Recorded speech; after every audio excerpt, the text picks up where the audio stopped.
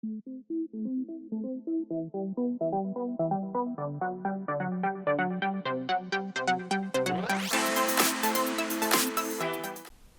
everybody, this is Graeme, and today we're looking at a game called Triqueta. Now this game really has no theme. It mentions the Triqueta in the rulebook, which is a symbol appearing in many cultures representing the knot of Trinity. That is, a connection of three things. In this game, the three things you're trying to get are animals. You want to have exactly 3 animals of any type in front of you at the end of the game. If you have less than 3, you only get 1 or 2 points. If you have exactly 3, you get the points printed on the animal. But if you have more than 3, well, you're actually going to be getting negative points. And that's really the big twist for this game. The basic gameplay is super simple. You're either going to be picking up a tile and placing it in one of the rows, or just take an entire row of animal tiles and be out for the rest of the round. And the game is played over 4 rounds. Now, this is like some older games, namely one called Coloretto. But the twist on this one is that kind of rule of 3, or the Triqueta. So, will this game keep me tied up in knots and entertained? Or is it just like a loose thread and should be gotten rid of? Let's get it to the table, see how it's played, and I'll come back with my final thoughts on Triqueta. Here is Triqueta set up for 4 players. All the pieces are put into 4 piles, 15 in each pile face down. As only one pile will be used each round, place a tree tile on 3 out of the 4 piles. Place out a number of row markers equal to the number of players. Now the game is played over 4 rounds. In each round, players will take turns either taking an animal token from the current pile or claiming a row and being out of the current round. Each tile will have an animal and a point marker on them.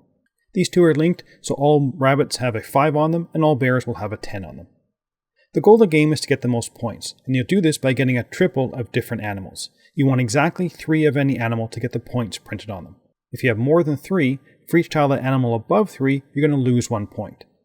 If you have less than 3 from an animal, you're going to get 1 point per animal tile. So, on a player's turn, they have 2 options.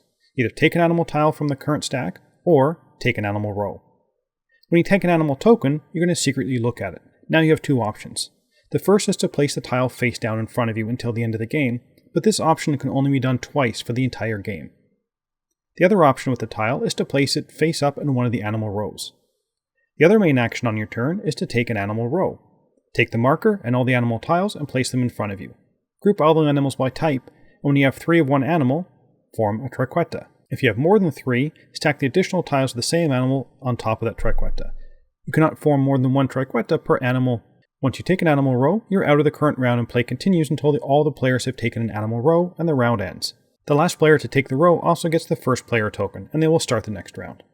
Return all the animal tokens from the current tower to the box, and the current first player will remove the next tree marker, and they will keep that tree marker because it's going to be worth a point at the end of the game. Then you start the next round.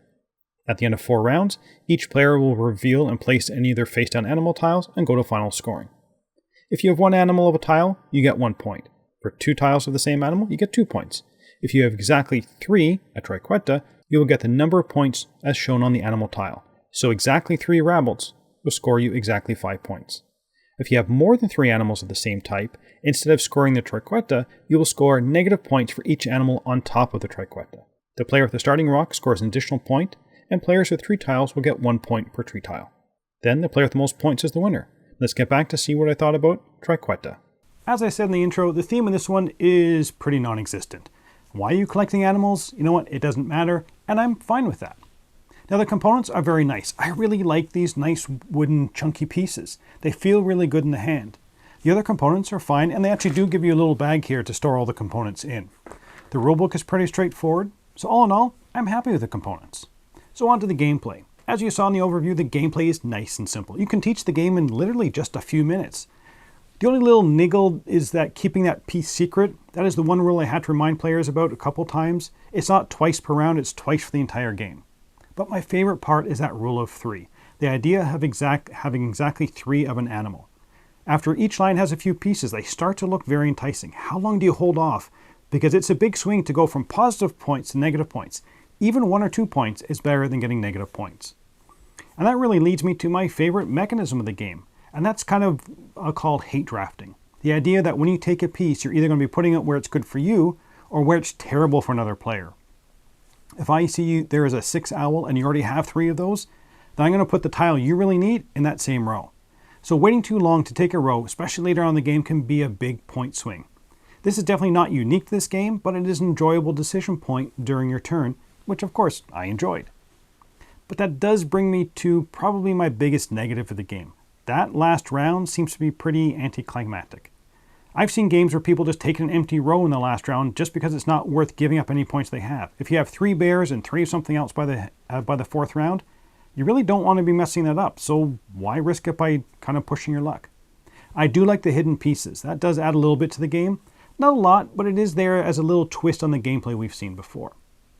So where would I recommend this one? This is almost kind of right down the middle for me, but I'm ultimately going to come just down on the yes, I am recommending it. It's a nice light game that really gets a bump from the components themselves. I like the presentation and the components for this one. It's easy to teach, and the game lasts 20-25 minutes. It's definitely better at the higher player count, but still, it works at 2. You do have interesting decisions to be made on your turn. Maybe not as much for those first few tiles, but deciding when to pull that trigger and drop out of the round is something I found enjoyable. But unfortunately for me, I have seen this gameplay before, and this one doesn't bring a whole lot new to the table. And since you want exactly 3 of any animals, I found that later rounds of the game kind of became lackluster. But you know what, considering this game is only 20 to 30 minutes, it's not as bad as it could have been. Overall though, I'm going to give this one 7 out of 10 in the Dice Tower seal of approval. If you've not played a game like this one before, this one is worth checking out as it's a quick, fun, and it looks really good.